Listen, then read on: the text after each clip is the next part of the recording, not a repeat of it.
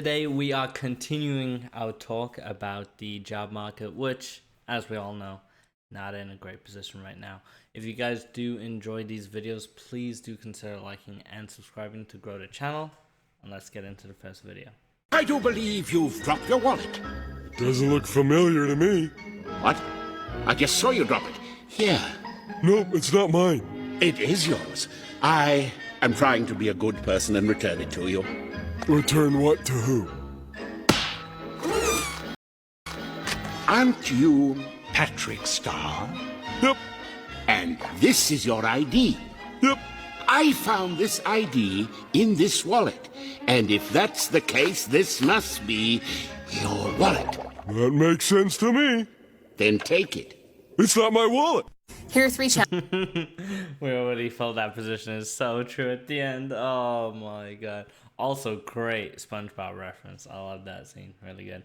But yeah, even if you apply like super fast, the main reason stuff like this happens is down to it being basically they have an internal applicant that they are gonna give the job to. But a lot of places, for legal reasons, they have to publicly post a job. And basically they'll either, sometimes they just do that, pretend to like take applications, and then even when they do, they're like, okay, we're just not gonna do anything, we're just gonna give it to an internal person. But sometimes, which is even more frustrating arguably, is they will actually interview people. Happened to me before, and then they just end up giving it to somebody internal anyways, so that's just how it goes. challenges in today's job market that you need to be aware of. The first is that competition is fierce. There are more people applying for fewer jobs. It's just that simple. With all of the government layoffs happening, a massive flux of people are being released into the job market, and they're applying for the same roles you are. Yeah, that must be a big thing in the US at the moment, because I know they cut like a load of government jobs.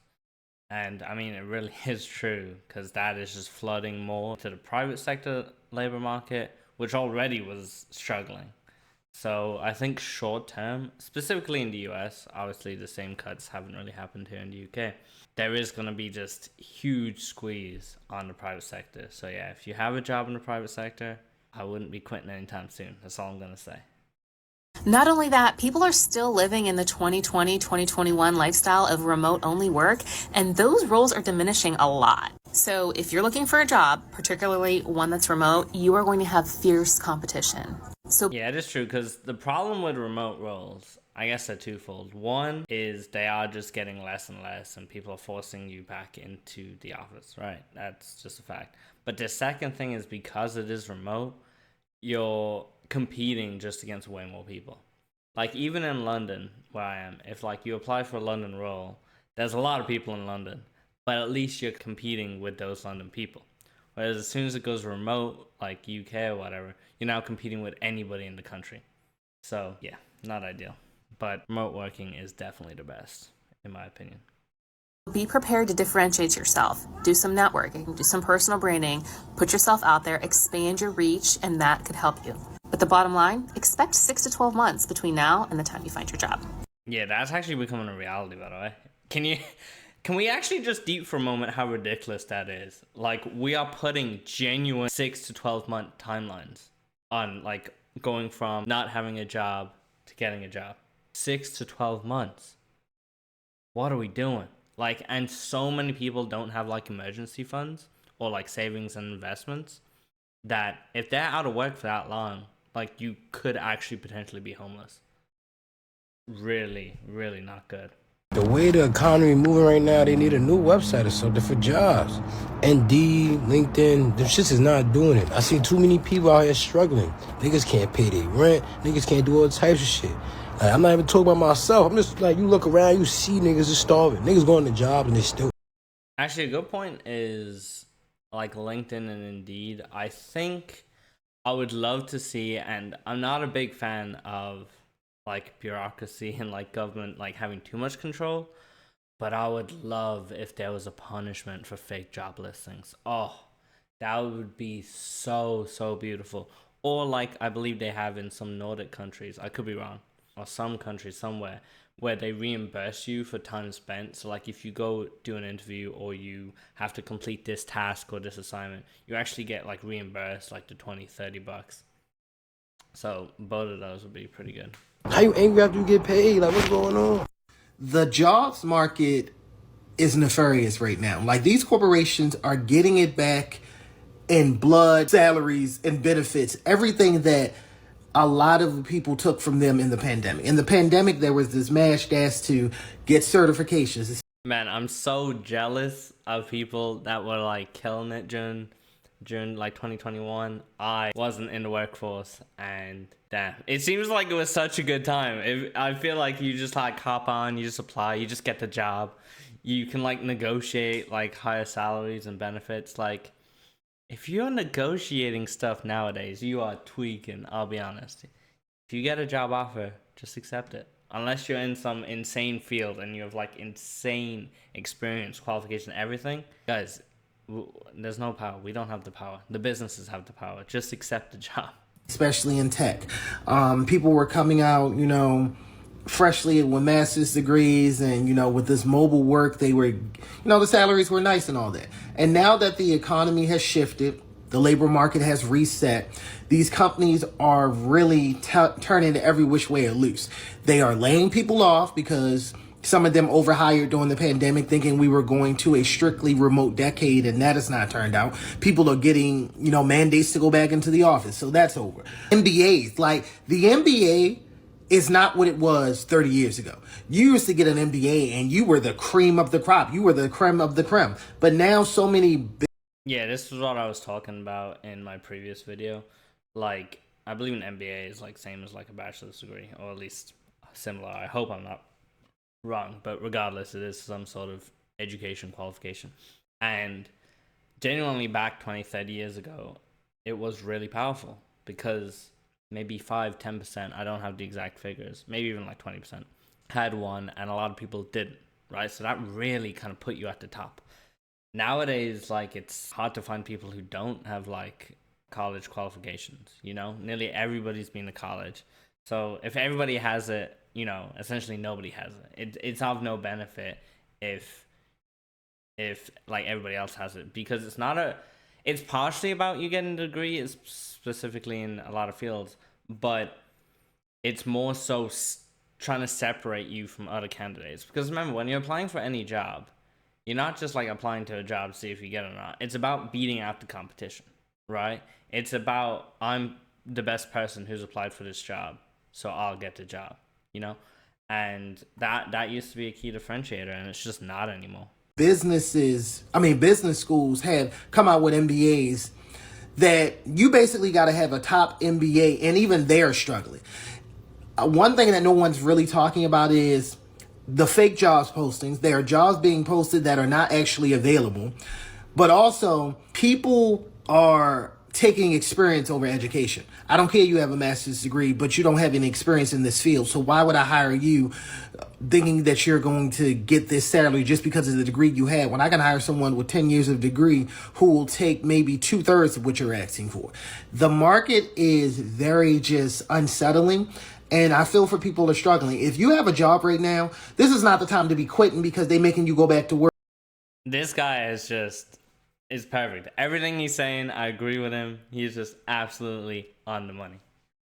Or because it's 5 days in a week, you have no options. I'm sorry to say it that way, but you need to go to work because the market is nobody's friend, and it's going to be like this for the next 18 months. So you might just want to sit tight and stop trying to flex.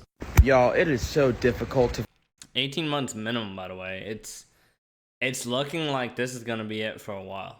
Okay, unless some revolutionary economic like event happens, we're just going to be like this for a while.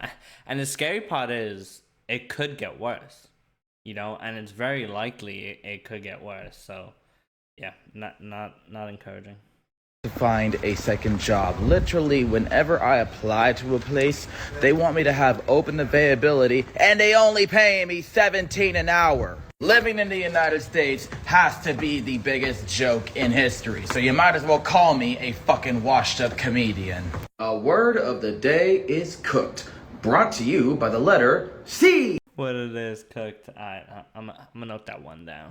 I don't know if you guys have noticed this too, but no job in 2025 is stable. We've seen it over the last couple of years. Companies are Another great point. Yeah, stable job, stable career. Oh, you join this company, you stay with them. Like, it used to be you could stay with them for like 30 years. That could actually be possible. Now, I'm wondering if like even 2 to 3 years is like likely, you know? It's just nothing is really guaranteed. A lot of internal like promotions don't really happen that much. They'll just hire externally. It's really hard to just settle down and feel settled. I think that's a lot of the problem with kind of Gen Z, at least how I felt it. There's just no stability anywhere, right? So the job market, not great. Housing, not great. Cost of living, not great. And it's just very unsettling, very unstable. It feels really hard to just be like, okay, I'm in this job, my housing is fine, my groceries are fine, I'm doing okay. It feels really difficult to just get to a stable place nowadays. Are laying off people left and right. And it is the corporate office jobs that are the most susceptible. I see this all the time as a business owner. I have companies reaching out to me about how their AI tools can save me time and money. But imagine if you're a CFO for a major company. Think about the amount of companies that are hitting up CFOs and CEOs and COOs, telling them that they have technology that can literally save them millions of dollars. Yeah, I mean, we haven't even got into the fact that, at some stage, AI is going to be replacing jobs. Simple as. At the moment, it's more of a tool. It's going to improve your productivity. It can maybe help, say, a team of 5 do what a team of 7 used to do. So even that has some cuts in it. But it's more so just supplementary, little boost. Whereas long term, yeah, you're going to see a lot of jobs, specifically, I suppose, more so kind of the admin roles. They're going to probably drop off first. But like long term, it's hard to see what can't eventually be replaced. And, the solutions for that are things like universal basic income. I'm really not sure where kind of places go. It'll be a lot on the government, I think, to try and figure that out. But like if some crazy AI does get built, like you could see 10, 15, 20% unemployment. And that will just wreak havoc on any country and any economy.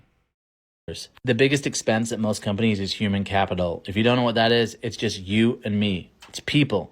People are the Yeah, it's facts. Salaries are nearly always the biggest cost. Biggest expense at a company. So right now, companies are looking to cut their biggest expense. They're looking to cut you and me. And when they do this, they increase that bottom line, which means more profit for the people they care about the most, the shareholders. So I don't really care how if you're not providing shareholder value, what are you even doing, how long you've worked at your company for, whether you've been there 5, 10, 15, 20, even 30 years. Everybody is susceptible right now to layoffs. So just be prepared. One thing I do not understand about these job applications is how y'all give me the option to upload my resume, but then still make me type out all of my work experience.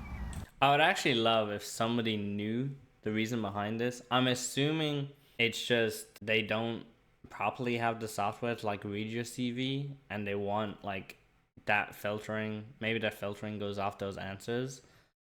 But yeah, I would love to know the actual answer because it really doesn't make sense. It has to be for some sort of like filtering process, or I'm not even sure what else it could be.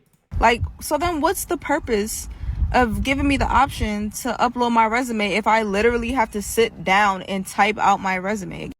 Yeah, I assume they do filter it, and then if you like make it past the filtering, then somebody reads your CV. Because I assume it's just an automated bot process beforehand. Again. How you doing, TikTok? This is Jay, from Rochester, New York, 585. Shout out, Jay. I wanted to be sure I made this video today because I know there's a lot of people on here that could potentially relate to what I'm about to deliver today in this message. If you have a job, do not quit. Stay with your job. I'm telling you, the job market right now is so difficult where it's very hard to get a job. Mind you, this is a person speaking on 4 to 5 years of a career in sales, 4 to 5 years of finance experience, also customer service, money management, things of that nature. I also have an associate's degree in clinical psychology. Bro looks like he's only 24 and he's done everything. Damn. I respect it. My own reliable transportation. I moved 15 hours to Atlanta. I applied to over 100 jobs in Atlanta, 100 jobs in Rochester, New York, through LinkedIn, Indeed, company websites, calling, following up, going into dealerships, just asking for an opportunity. Can I speak with a finance manager? Can I speak with a sales manager just for a possible opportunity? If you have a job right now, do not quit. I tried to explain. Nah, it's true. It's so in companies' favors.